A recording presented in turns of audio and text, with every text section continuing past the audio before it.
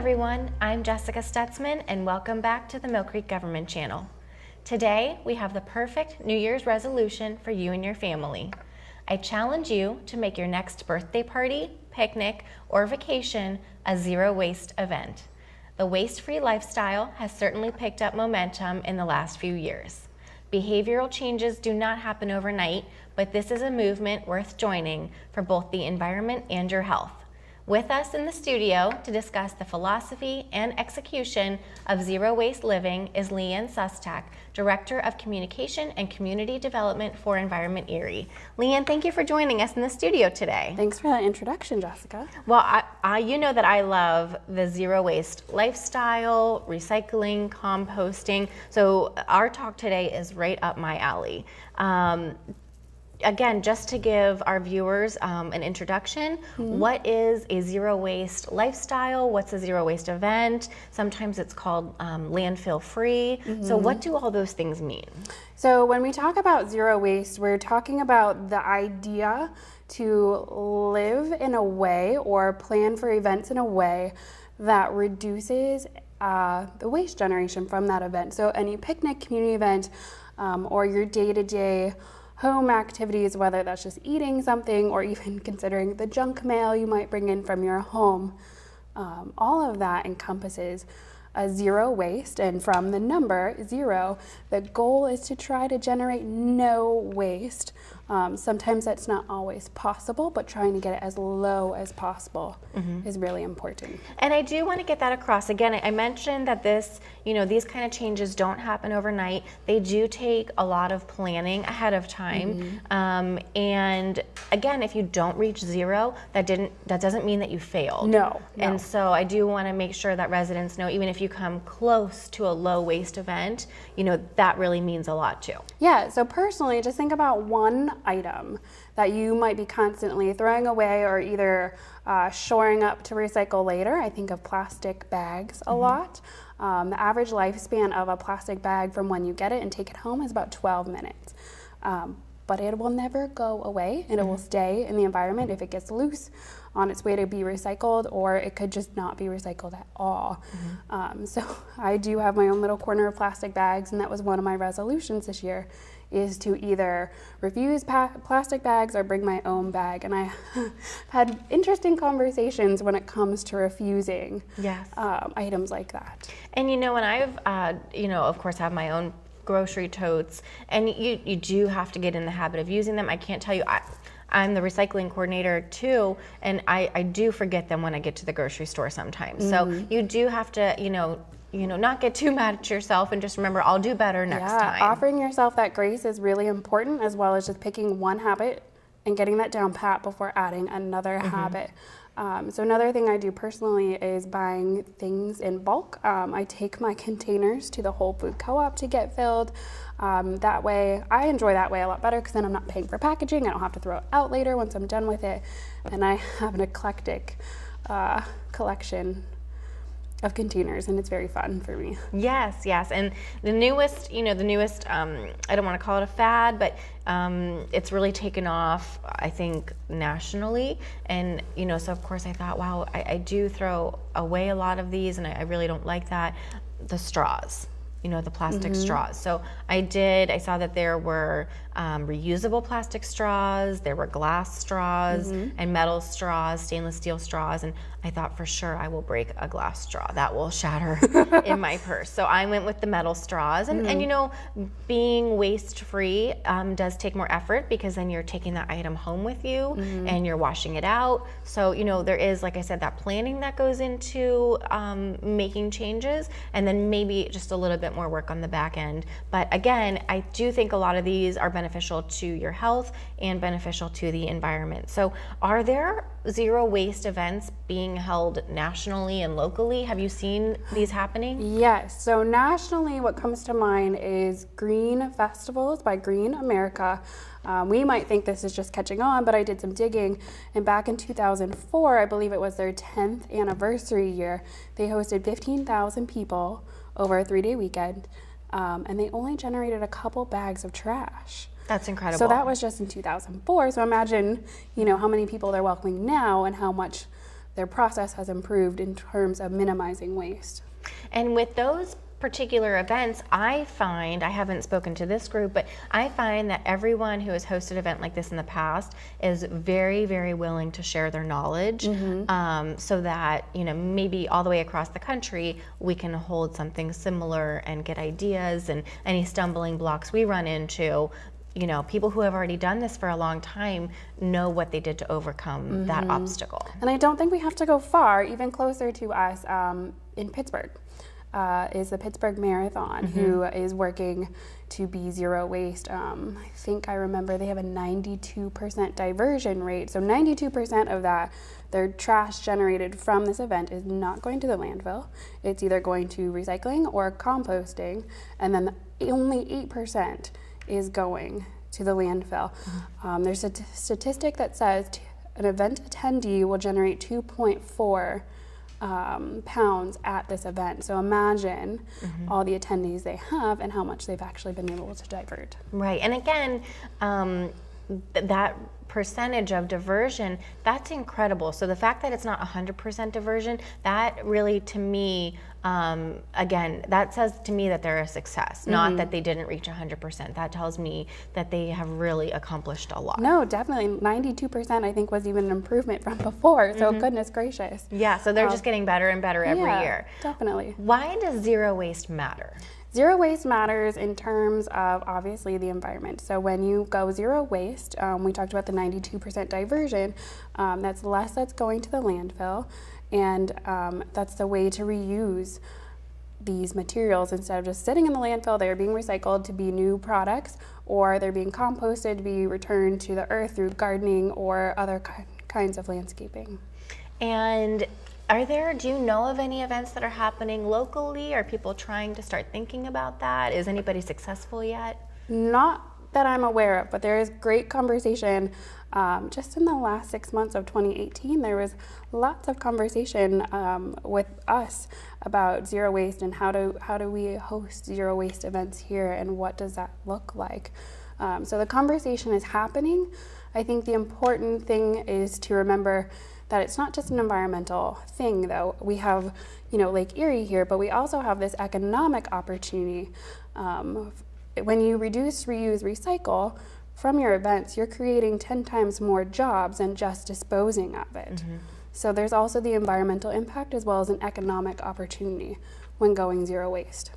And so, again, I'm thinking, we're talking about the Pittsburgh race or a festival. Again, any, work-related events. We hold compost workshops, and I would love to even make those more green than they already are. And then again, I'm just thinking personally, a birthday party, or a retirement party, or maybe when you leave your home, a vacation. So what needs to be in place, or what planning needs to happen to be able to hold a zero waste event, either for your work or for your family? All right, so let's start with work. If you're in charge of a community event, you want to understand how much does this particular event, how much waste does it generate, and what kinds of things are being thrown away. So I imagine you can probably get those from past event bills, looking at how much you paid to get the recycling removed, the waste removed, or going through the event one more time to get a really clear audit, making a list of your vendors, going to your vendors and seeing what things they're providing that are being thrown away, looking at your recyclables to see what things have made it there, just getting really the understanding of what waste is being generated, so that way you can strategically next year or next time implement strategies that help you reduce the waste that was created beforehand. And I like what you said about the audit, because to me, again, not only thinking about what you throw away, every time I need to approach the trash can or the recycle can, that's where you would make a note. But also, I think you should make a note when you purchase any item for the event too. So if you're purchasing cups, or if you're purchasing, if you need to purchase some, form of silverware or whatnot. So I think, again, when you're going to throw something away, make that mental note, but also before you even start, when you're starting to purchase all of the items, napkins or t-shirts, or, the t-shirts are going to come in a cardboard box. So anything, that's going to be purchased for your event is going to be a part of the waste stream later. Yeah, absolutely. And even so that planning starts, as your planning committee with your vendors, though, too, having that conversation well in advance of what your goal is for the next time you host this event, what your expectations are of them, and resources to help them. So you mentioned like cups and plates, and if they also provide cups and plates, what new, cups and plates should they be providing to help reach that zero waste goal? And what would be, like you said, what would be the first step then to hosting the event? Would that be putting this planning committee together, or is there something before that? I think you need to first make the commitment that this event is going to be striving towards zero waste, because that will guide all of your future activities. That will help bring the experts that you need around the table for your committee, as well as the communication with your vendors of your expectations and holding them to those expectations. And so what are some strategies that you've experienced or that you've researched for implementing the zero waste event? What can you share? Again, just getting people's minds thinking and getting your wheels turning. What might those strategies be? So a number one strategy should be an audit. That will definitely help guide your future strategies, but something that are easy to implement. So if you notice like cups or from last event, if you're just thinking, you can encourage people to bring reusable cups or reusable water bottles and have an accessible refill station. You can minimize your tickets by doing online registration and doing check-in versus a physical ticket handout. And just reviewing your plates and napkins. So if you can do a cloth napkin, if you can do a reusable plate, maybe even renting it and sending it back. So then you don't have to take care of it. And also, so we're getting ready for our murder mystery, also having the same conversation as a staff. One of the things besides cups and plates that we're looking at is also our program. So take advantage of anything your venue might offer that's really unique. So we host the murder mystery for 2019 at the Bourbon Barrel. They have this huge screen that is going to replace our programs. We're going to put all of our sponsor information on there, housekeeping information on there, and we have no waste from our programs. Not that programs aren't recyclable, but we're just taking advantage of this opportunity, and it saves us a cost on printing as well. Right. So tell me more about this murder mystery event. What are some other aspects of the event that you're able to take advantage of zero waste, just besides the program? So in addition, we are looking at straws, trying to give people reusable straws to take home, using cloth napkins instead of paper napkins, and then looking at our plate options. We still are examining, so plastic, obviously we want to steer away from that, but also there's paper alternatives, as well as just maybe even reusable or renting plates. We're also exploring. And what you're touching on right now with the murder mystery event reminds me of just packing my daily lunch. So again, you're talking about a big event, but I'm thinking of something that our viewers might do again daily in packing their lunch. When I do lessons with students, I always say, pack a lunch box, not a brown paper bag. Again, use the cloth napkins instead of disposable napkins. Metal silverware instead of plastic silverware, which we all know is not recyclable. And then, you might want to use. If you have an orange, you bring an orange. The peel, I usually take back home with me, and then I compost that at home. So so everything in my lunchbox. I do try to make as zero waste as possible. So again, just trying to take something back, to daily life. Yeah, definitely. As far as zero waste goes. Personally, how do you think, again, I mentioned lunch, but how do you think you can host a low waste event? So that comes back to whatever kind of events you personally host. My house is not yet the party house, but I did host a green cleaning and dessert party, and I happened to, think ahead of time, how many people are coming over, how many plates do I have, what kind of food am I offering, how am I going to serve it, and just keeping those little things in mind. And if you so in terms of cloth napkins, I had some, but if you want to utilize those instead of paper towels, you can go buy those at a secondhand store. You can get them monogrammed if you want them cute. You can also, if you don't have enough plates, go get those as well from a secondhand store. So you still have those reusables that you can utilize. And I would say the number one thing that you should do when personally hosting an event is empty your dishwasher and empty your sink. That way, when people are done eating, they can rinse off their plates and put them right into the dishwasher. And it's a lot easier cleanup than you think. Right. So then again, because we did say sometimes being zero waste is a little bit more work on the front end and planning, a little bit more work on the back end with cleanup. So that's a good tip, a good strategy to implement ahead of time. I like that. And how did that spark conversation with your guests? Were they really interested in learning about the zero waste concept then? Yeah, so some of the people in my circle are similar minded in the environmental world, and then but going a little bit deeper and having, hey, I'm having this event, there's really no waste. A part of it, isn't this cool? So that's then we talked about things that they can do. So even if they're going to a party where maybe the host is not as focused on zero waste, they can still bring their own plates, their own reusable plates to take home. They can still bring their own cups to take home if that's what they want to do in their personal life.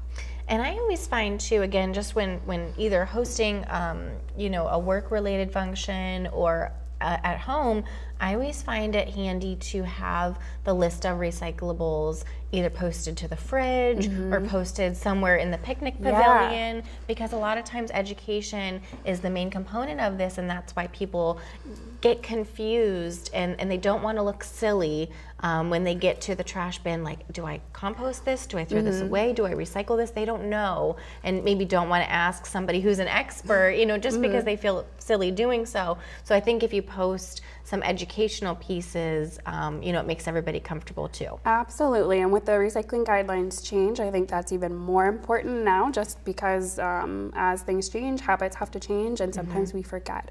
So having that visual list right there is really great. And tying back to zero waste events as well, is I attended the Cleveland Sustainability Conference in 2018, and they actually had volunteers. Even though the bins were well labeled, there were still people to help guide, this should go in this bin, this should go in that bin.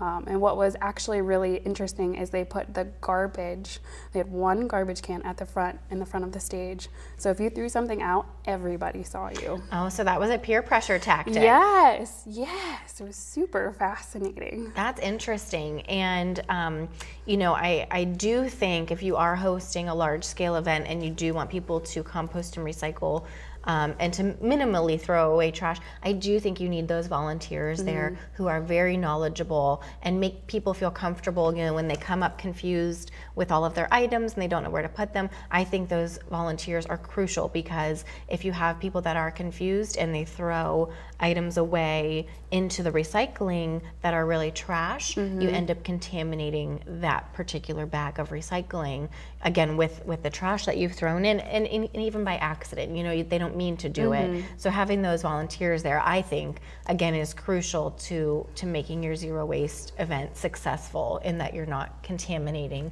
the recycling or the composting. So, and is what do you think as far as low waste? Are there any other tips or strategies you've seen that have helped either Environment Erie or, again, personally, that people can take away from this? So in terms of hosting those large community events, make sure you start the zero waste commitment as soon as possible, and that ties into registration. So as you have people register online, put that little clause in that says, hey, this is our goal for this event. Here's how we need you to help out, to help us reach that zero waste goal. And then personally, give yourself a little grace as you try out this new way of hosting this party or just this new way of living, because again, it is a habit and habits take time to build. And just be patient with other people when they ask you, what are you doing? Because you will get those questions, or when you maybe refuse something that everyone else will probably leave the store with, just be gentle with that person. And it's okay if actually you don't have the energy to explain why you don't want a bag. It is really okay. Yes. And I know, again, everyone knows I am a big shopper. So when I do go to the mall or some of the outlets, I actually bring my own fabric bag with me. And then, that way, honestly, you're not carrying a million bags by the end of the, day or end of the evening. And, just like the grocery store, no thanks, I brought my own. Yeah. So what's super interesting about the mall is I think that's where I struggle the most. If I forget a bag and I only brought one item, it's like, oh gosh, now I need. I feel weird not putting it in a plastic bag because it's symbolic that I paid for this item. Yes. Versus just walking out of the store with it. But that's not really how it equates, though. Right, exactly. Is there anything else that you want to touch on and let our viewers know? Again, just either about recycling or composting or, again, low waste events. Is there anything else that you want to touch on and let our viewers know? Yeah, so just as you practice this yourself, be gentle. And also talk as you personally start to organize in your own neighborhood. Talk to your neighbors about, this event that you guys always go to or always have, and what are ways that you can start identifying waste, and how in the future can you start to reduce that waste. That's a good point to make, and I do, when I put my compost bin into my backyard, that did spark up conversation, between my neighbors, and they wondered what the bin was, and I know there's different styles of bins, and I think people get really interested. And I know, again, Millcreek Township with Environment Erie, we host a lot of great workshops. We have some composting workshops coming up. So again, viewers will want you to look for those and tune into those. They're usually in the early spring, and we'll want you to check back on Environment Erie's website for more information about our compost workshops. And they're very exciting. They sell out usually within 24 hours, so people need to sign up quickly. I'm already getting phone calls. I even got phone calls in December, so people are very excited. They're waiting for it, and truly at this point, I feel like the message is spreading by word of mouth. Definitely. And one thing, so we'll talk about home composting, and when we talk about those large-scale zero waste events, it's not waste that people can compost at home. This is waste that really does need to go to an industrial composting facility. As far as I know, we don't have one here locally. Right. So if someone in planning would have to figure out ways to get their compost materials to some of those regional compost facilities, but please don't try to compost some of this waste at home, because it will not break down and you will get frustrated. Right. And so in the backyard bins, we specifically do, food waste, fruit waste or vegetable waste, maybe some pastas and coffee grounds, a little bit of leaves, a little bit of grass. We have the Mill Fair Compost and Recycling Center, and we accept from Millcreek, Fairview, and West County residents. And again, it's free to drop off if you are one of those residents. And what we accept are leaves and brush and non-food garden residue. And we do not accept food or grass at the Mill Fair Compost Facility. Grass we don't accept because we don't know if those have been treated with any chemicals or pesticides. And we want our product to be as organic as possible. Food waste we don't compost at the Mill Fair Compost Center because food waste is easy to control on a backyard scale level. But as far as, like I said, a larger scale level like we have at the Mill Fair site, food waste produces a lot of liquid waste. And at this time, we're at maximum capacity with just leaves and brush. And so food waste is not an animal we're ready to tackle just yet, because when you do tackle it, you need to do it there's no room for error. You need to do it the right way the first time around. So again, we don't have space for the food waste, but we would certainly love if another compost facility opened up in the area that did take large volumes of food waste.